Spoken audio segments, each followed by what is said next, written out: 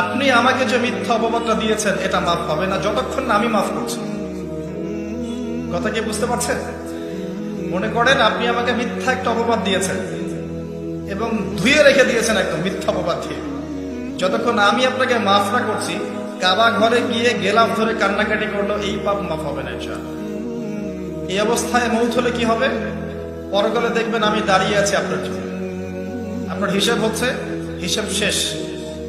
আপনি সালাত, সাওম, হজ জাকাতে নেকি নিয়ে উঠেছেন, কিন্তু দেখছেন আমি দাঁড়িয়ে আছি, আমার মতো আরো 10 জন দাঁড়িয়ে আছে। ওই 10 জনকে আপনি গালি দিয়েছিলেন, অপবাদ দিয়েছিলেন, তাদের গীবত করেছিলেন, তাদের সম্পদ বা সম্মানের হানি করেছিলেন। এখন কিয়ামতের মাঠে আপনার নেকি দিয়ে এই ঋণ শোধ করতে হবে, অন্য কোনো অপশন নাই। আর যদি নেকি শেষ হয়ে যায় তখন কি হবে? তখন আমার আমলনামা থেকে কিছু গুনাহ আপনাকে নিতে হবে। আল্লাহ পাক ন্যায় বিচারক। আল্লাহ পাক শুধু